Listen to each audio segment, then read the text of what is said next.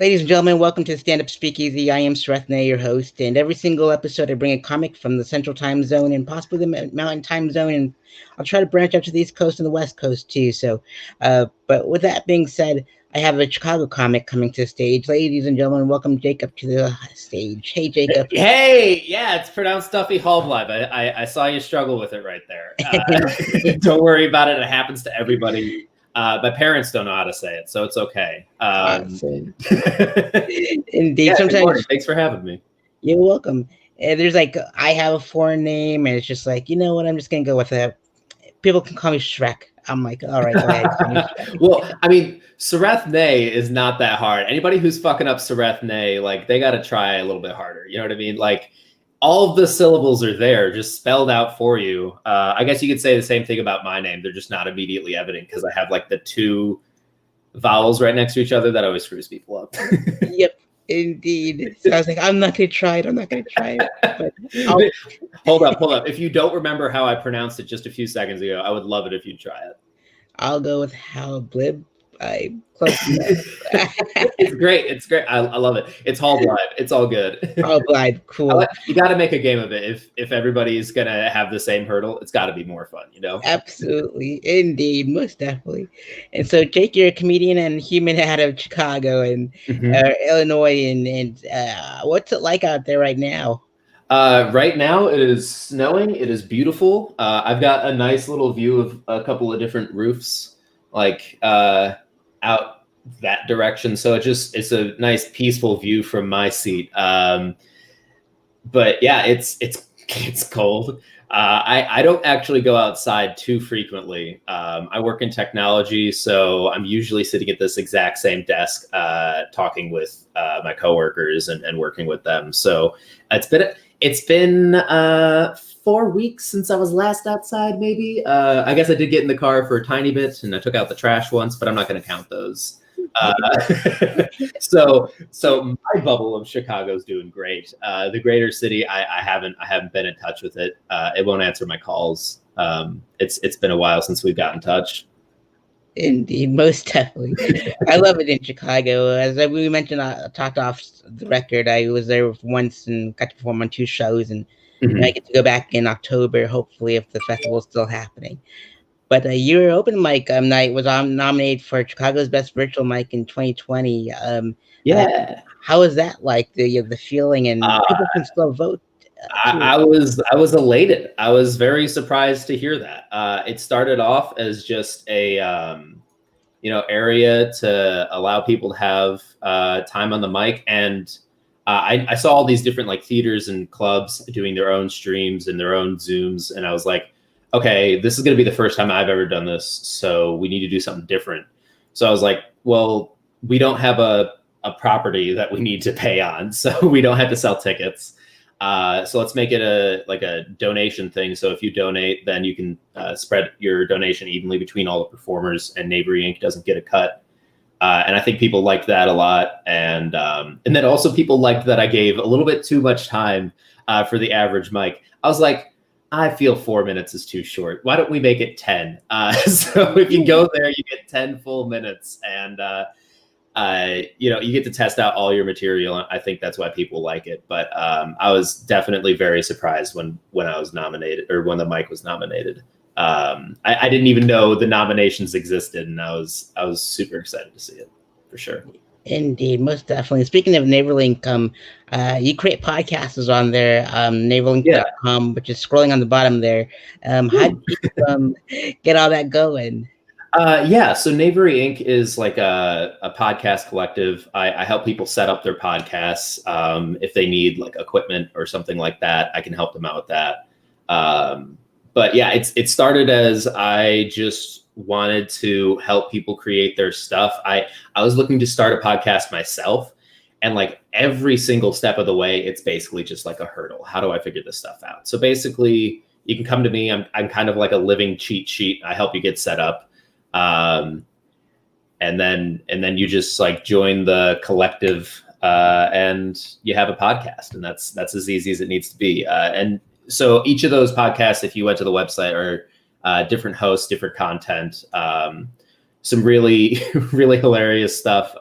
Also, Riff Raff Revolution is a kind of similar format to this, where they interview comedians, but they specifically interview comedians from marginalized communities, specifically to the United States. So yeah, they've got a host of great comedians on there, and you can kind of hear the inner workings of their brains, and it's a great listen to, even if you don't know who these people are, because you get to hear how other people approach the same things that you'd approach, right?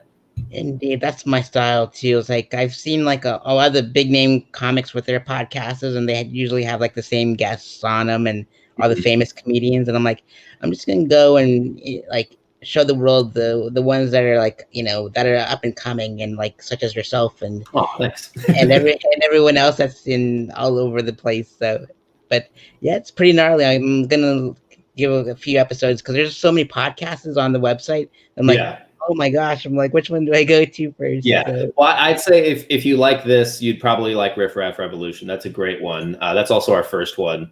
And then it's pretty similar. It's musically illiterate Georgia Gove. She didn't really get into listening to music, and neither did I when I was a kid. As you can see by the nerd stuff in the background, it was mostly video game music.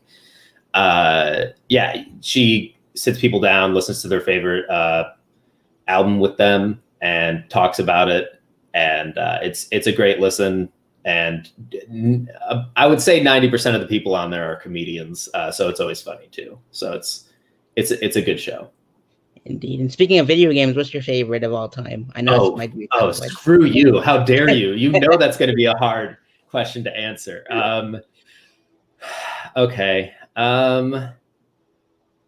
I don't know if I go with the first video game I ever played, which was based on my memory, because I started playing really young. It was my sister's NES, and I was playing Super Mario Brothers 3 on it. At like developing my first memories there. So that's a one that I've always got to make a shout out to. Right now, I've been playing a lot of Among Us because I'm just good at it, and my family members aren't, so it's really fun to play. Like they'll start a round and I'm just like, it's Colleen, and she's like, how'd you know? And I was like, because you did the same thing you did last time you were the imposter. So that one's been really fun for me lately. All time though is really tough. There's Gauntlet Dark Legacy, there's Legend of Zelda Ocarina of Time. Sareth, this is a comedy podcast. You don't want to hear me list all the video games I've ever played, Ben. Most definitely. I did this show called Hot Topic. It was kind of like stand up with a setlist stand up without a net, and you had to get 2 topics or whatever and riff on them. And for some odd reason, I drew out cruise ships and bag of raccoons. It's such a difficult combo. Yep. And so I pulled it out of nowhere and out of thin air, and for some reason raccoons drew me back to Super Mario 3, and so I incorporated Mario. He flies with a raccoon tail, right? Yeah. Yep. But my all-time favorite video game of all time is Q*bert. Like, if you put me in front of an arcade on Q*bert, I'll get like the highest score each time, and I'm like, I don't know why, but it just happens. Yeah. I don't know why, but I've got like a special place for the X-Men arcade game. Do you remember that one? Yep. It's awesome. I would always play Nightcrawler, but I was just watching Awesome Games Done Quick this winter. I don't know if you've seen it. It's very cool. You should check it out. It's on Twitch. But this guy is speedrunning it, and he's playing as Storm, and he's like, yeah, so Storm has the best range. And I was like, okay, cool. I didn't know that. Like, her hits reach the farthest. That's cool to know. And then he was like ranking all the characters, and he's like, and in last place, you pretty much got Colossus and Nightcrawler. I'm like, but those are the best ones. What are you talking about? Those are the good ones.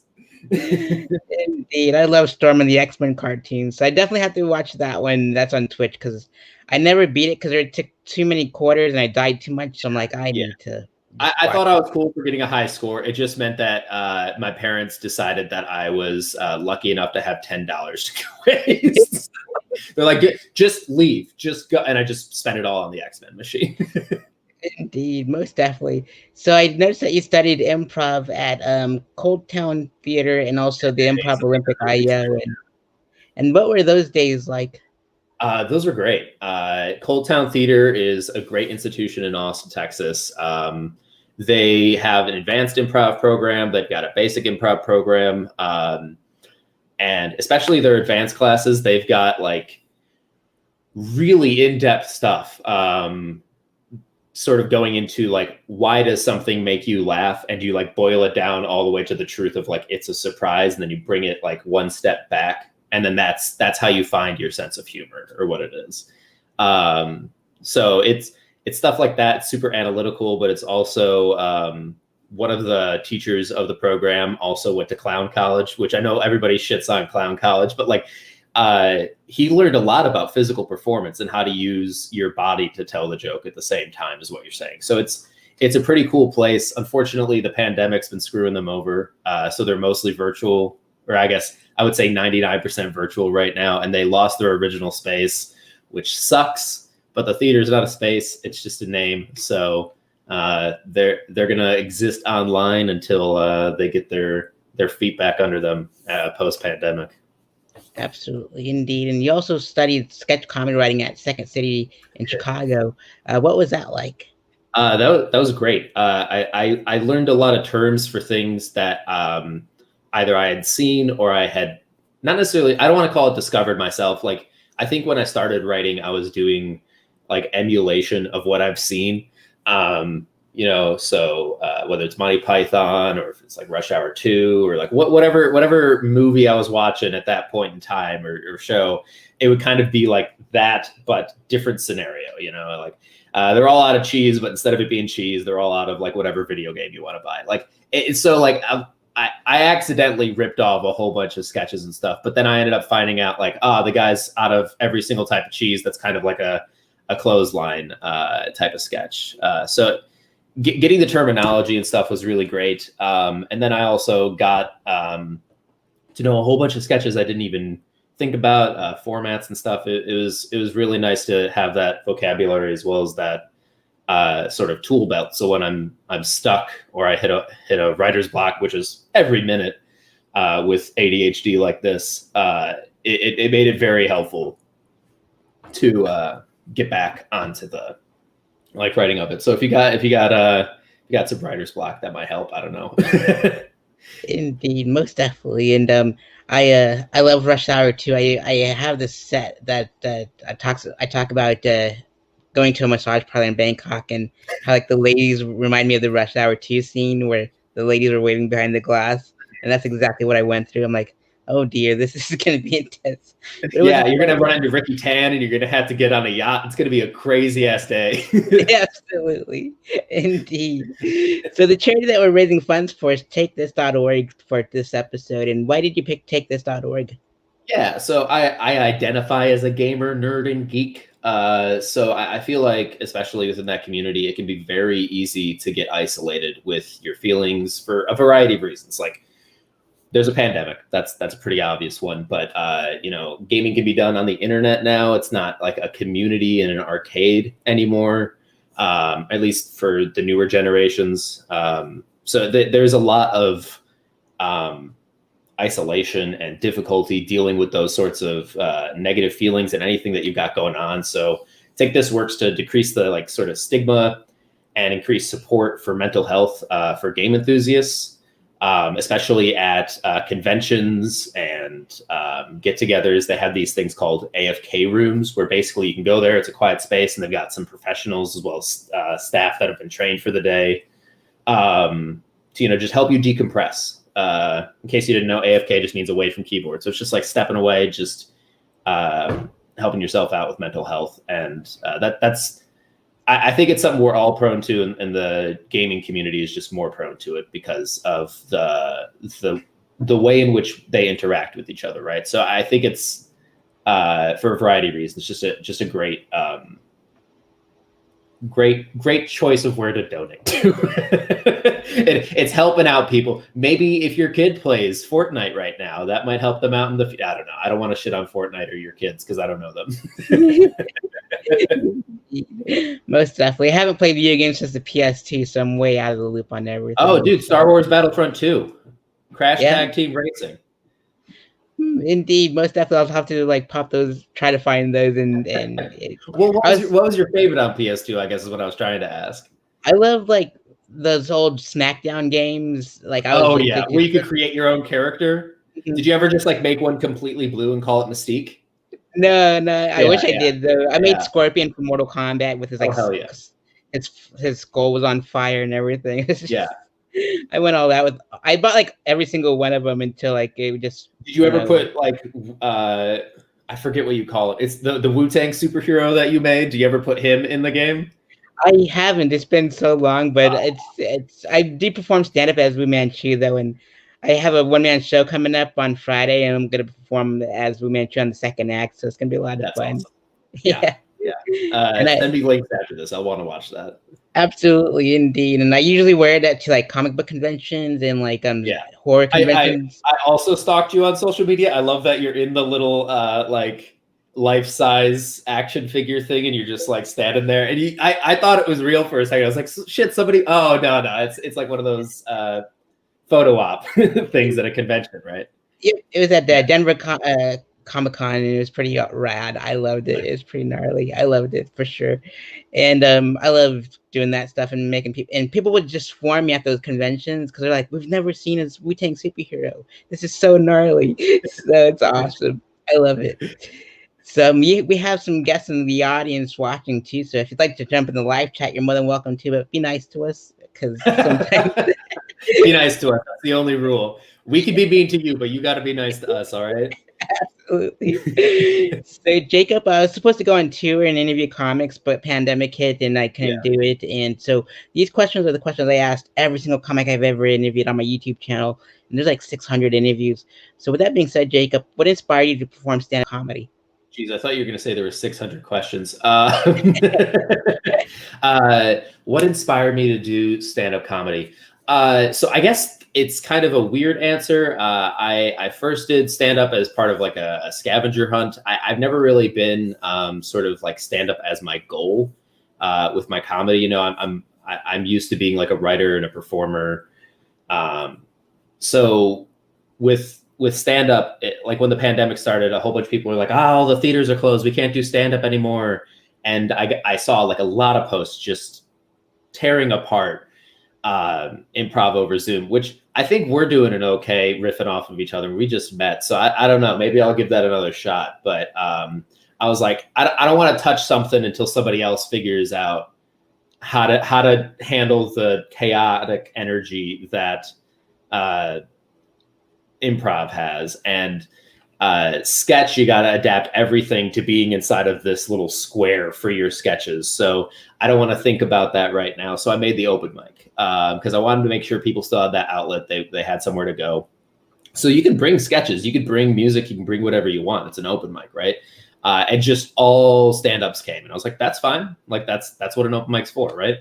And as it continued, I saw them performing and I would like try and make sure we transition well between people. And so I'd start doing bits about their bits and then bits about things that I'd seen them perform before so I could transition to them better. And as that continued, I kind of just sort of started coming up with my own jokes and started just performing organically and going to a few mics here and there. So it was never like a calling thing. It was more like I saw everybody else doing it, and I just gave it to peer pressure. No, but I enjoyed it, and honestly, it sounds corny, but like the people who I was watching were really just like inspiring. They were good at it. They were still getting laughs over Zoom, and I was like, okay, so you could definitely do it because you've seen other humans do it. So give it a try, you know. Indeed, most definitely. And what was it feeling like when you first performed stand-up? When I first did it for that scavenger hunt thing, terrible. It was so bad. It like your heart's racing and you're just scared shitless. Because of course the first time, I'm sure this isn't true for everybody, but the first time you're performing, you don't have anything written. You're like, they just make it up. No, they don't fucking make it up on the spot, you idiot. So I went up there, I was completely unprepared. And just bombed. I had a few good bits. I had some jokes that I'd like told before. I took things from sketches that I'd written and made them into part of the set. So I did get some laughs, so that was nice. but it was overall just my heart racing, and I don't remember what I performed. Maybe a few blackouts that I'd written, but I did black out most of that memory. Indeed, most definitely. And let's see here. Speaking of like when I got nervous during my first stand-up open mic ever, and I changed into my Wu-Tang superhero outfit, and I got off stage and I changed into a different shirt, and the host was like, "Hey, where did that superhero go? I need him to do 5 more minutes because he needed more time to fill." And I'm like, "I don't know what you're talking about, dude." And he goes, "He goes, you're pulling an Andy Kaufman on me, aren't you?" And I'm like, "Yeah, I'm pulling an Andy Kaufman." So, let's see here. What are your favorite comedy specials and comedy record albums? Yeah, I saw you asking this to other people, and so I think I mentioned Monty Python earlier. So like I was a very much like grew up on sketch, and like I mean people shit on Whose Line Is It Anyway, but it can be really great. So like those are the things that I watch more often. But like I think it was 2012, John Mulaney came out with New in Town, and that just floored me. Like I wasn't typically one person who would like sit down and watch a whole comedy special. Like I'd watch snippets here and there, or like have it playing in the background and laugh just at like the audio of it, right? So we were doing a road trip, and we listened to John Mulaney's New in Town like 4 times in a row. And there's that I'm fairly certain that this is from New in Town, but he's talking about having a horse babysit a dog. Like that's just the funniest shit ever. He's like, yeah. So there's I don't want to do his bit, but there's money on the counter. We'll be gone. Call us if you need anything. You're a horse, and it just kills me every time, every single time. Indeed. And you talked about John Mulaney, Monty Python, and Whose Line Is It Anyways? And so I want to know what your favorite sitcom, sketch shows, and comedy films are. Yeah. So for sitcoms, I technically don't know what qualifies as a sitcom anymore, because I tend to think of things with like a laugh track. But I'm just gonna say shit, and if you want to correct it, let me know. But yeah, I really like Arrested Development. I think they've got really strong banter and callbacks, and just like everything that they've got going for them is really great. I know it's an unpopular opinion, but I prefer the original cut of the 4th season, and I also think season 5 isn't as bad as everybody says. It's just not as good as the first 3 seasons, which is to be expected. Like nobody's ever like, well, I don't know. Not a lot of TV shows are ones where you say, oh, the last season was the best season. You know, usually you say like season 3, season 4, season 5, if it's like an 8-season thing, you know, because they hit their stride. And Arrested Development's unique in that they hit their stride pretty early, and people just didn't know what exactly was going on because they needed to be in the streaming age. Like they came way before their time with these jokes that like you can set up a joke in episode 1 and have it pay off in like season 3 or some bull crap like that. And it blows my mind. But yeah, no, that's definitely a sitcom that I watched a lot. Of course, you said movies, and we talked about Rush Hour 2 already. I watched that all the time when I was a kid. The Who Died exchange on the yacht, that's some of the best, you know, who died? You, Detective You. It's like, of course, of fucking course, there's a guy named Detective You, because we're just going to make everything extra confusing for all of the characters in this movie. Most definitely. Oh man, that's a classic. And yeah. Let's see here. If you can go on tour with any comedian locally and internationally known, which comedians would you like to go on tour with? Yeah, so I don't have a solid answer for this. I took the easy way out and listed 29 comedians. No, I'm kidding. I've got a few that I wanted to mention. First guy is Dario Durham. He's with Be Positive Productions. He's just hype all the time. He's always got, and like I'll have 2 energy drinks, he'll have 0, and he'll be more energetic than me. I don't know what's going on with him. He's just always got energy for comedy and anything he's doing. So not only would he bring like a great presence to the stage and stuff, but I think he'd keep the tour on time. Like he would bring an extra quality of like sanity to it that you probably don't see when he's performing and stuff. Like he's got to be working extra hard behind the scenes, because you know you only see that little square, right? And he's got a lot more going on in the background, and I want to see what that's like and see what it's like to work with him firsthand. Also, I think Amy Nico Schwartz, who's a Chicago comedian, deserves a call out. She's really great at riffing. She riffs in like every single set. And if that's not her riffing and she's written that prior, she's a fucking legend. Like, I don't know how you write to make it sound like you're riffing. She's awesome, and it'd be really fun to tour with her. And I think I'd learn a lot about comedy just from being around her, you know? It actually would be really funny. You know, like I was thinking about this the other day. Like, what if you went on tour with somebody who just like isn't a comedian? Like they're just there. Like I think Bernie Sanders would be really fucking awesome to tour with. Like he's just there on the stage and he's like, that's right. That was the joke. Just like he just adds little things here and there. That'd be great. Indeed, and like Killer Mike can be your hype man. Yeah. So. I would really like like I think somebody who's not a comedian but it has been in funny roles, like Dwayne "The Rock" Johnson, and have him like open, like have him do something that's like nobody treats him like he's The Rock, you know, like he's one of the most famous people in the world, and nobody acknowledges that he's there. Like that, jokes like that are so unnecessary, but just like make my day. Where it's like somebody's in a position of power that's not their norm is just hilarious.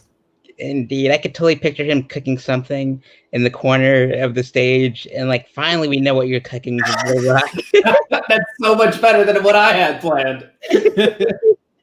We can finally know what The Rock has been cooking for the past several decades. Oh man, good stuff. And if you can get roasted by 5 comedians, past and present, which comedians would they get roasted by? Yeah. I haven't been roasted, so I want people to go easy on me. But no, there's a Twitch streamer named Spizlation. He does a roast mic like every Monday, I think.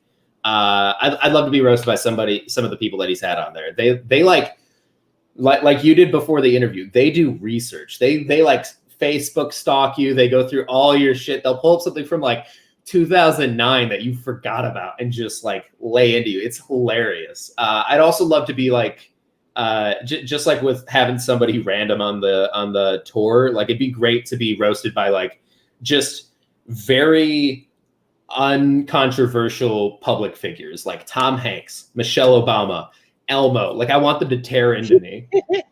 You know, like Elmo telling me that I'm like short and I'm like my face gets red when I'm mad or something. Like I don't know, just silly stuff. Indeed. Oh man, my very first comedy show ever was my roast, because I asked for it, and boy, they went for the jugular. Yeah. And like when I roasted them back, I compared them to like wrestlers of the past, and so I brought up like King Kong Bundy and the Brooklyn Brawler and all these guys, and it hit every single mark, and everyone laughed each time. It was fantastic. It was just great. Yeah, I think there's something great about roasting, which does kind of make me want to get into it more. But like, especially when somebody is like just like a big guy and he's got like this dominating presence, like anywhere, it's great to watch people like that get roasted. I think that's why like Comedy Central's roast did so well, because they'd have just like ginormous people get roasted like every other one. Like people who you don't expect to have feelings for whatever reason because society is dumb. Most definitely. Those are some of my favorites too. And if you've done an improv sketch and all that stuff and podcasting, what other forms of comedy would you venture off into? You've produced, so I guess directing or acting, etc. What would I want to do more of? Was that the question? Okay. Or other ones that you want to venture off into? Yeah, a venture off into would be cool. Like I want to try out like different voices and character. Like I want to probably get better at just like the acting of it. I think that would help a lot of what I want to do, because I think as a person, my inflection is pretty just stable. Like I'm not going to say I'm uninteresting, but like I need to like diversify my character abilities and like voice abilities. But I think something that I want to get in the short term is like just a really well polished sketch show. Whether I wrote it, whether I'm just in it as an actor, or any aspect of it, that'd be pretty cool. Maybe something on Twitch. I don't know. It's to be seen when we can do sketch on the stage again. But yeah, I'd like to see Twitch have some good like comedy content, because there's the opportunity there, and I think people just haven't seized it yet. Like I don't know where it is, and I want to figure that out. You know. Absolutely, indeed, most definitely. And where do you see your comedy career in the next 5 years? This is the big question. I'd love to be able to answer that in 5 years, please. And then just answer with exactly where I'm at that point. Yeah, I don't know. It's hard to say. The pandemic, to a degree, made me rethink like what I actually want out of comedy, because I realized what I was missing. Like I started doing stand-up, so I realized I was missing out on like this whole just like treasure trove of like not only content to watch, but like jokes and ways to approach comedy. And then on the flip side, I'm not able to perform sketch in the same way. So I don't know. In 5 years, I would like to have like a consistent show going other than the open mic, maybe on Twitch, if I could figure out what that nebulous thing I can't grasp onto is. Like I said, there's something there, but I don't know how to capture it just yet. It sits somewhere between video game and live performance. Maybe it's pre-recorded. Who the hell knows? Something on Twitch that's consistent that isn't the open mic is an answer I have. But I don't know. Maybe just have a packet. Just like have my stuff ready to go. Like I think when you were like messaging me, you're like, "Do you have a bio?" I was like, yeah, somewhere. And then I just like wrote a new one because I was like, and it's short. It's just like Jacob's a human. He's in Illinois. Because I'm not good at the business side of things, so I probably kick it into gear in that area too. Those aren't tangible goals, but I'll figure them out. Most definitely. And what is your favorite joke a comic has written? So I definitely like the line in John Mulaney's stand-up where he's like his friend who's now a father throws the bottle down and he yells "scatter," and like everybody runs away, and John Mulaney's looking at a fence and he's like, I've never jumped a fence that high before, and then I woke up at home. Like that's just, it's unexpected, but it's entirely expected because he set it up like 2 minutes before when he says he used to black out a lot. He used to party a lot. So obviously he blacked out and then woke up at home. And so like his setup for that punchline is well before. And so that's just like a mechanically really cool one, but also just freaking hilarious. If we're going non like stand up, I don't know why, but right now, the "you son of a bitch, I'm in" joke from Rick and Morty, like you could put that in almost any scenario and it's just funny. It's like they took the entire heist genre and put it into a singular line, and I don't know how they did that so well. Like obviously you've heard that line before, but they just do such a good job of making sure that that's capturing the entire essence of heist. Indeed, most definitely. And let's see here. What experience would you like your audience to take with them after a set is over? Oh man, I'd hope that they'd enjoyed it. I'd hope that they thought it was funny. Maybe they wish that it was a little bit longer.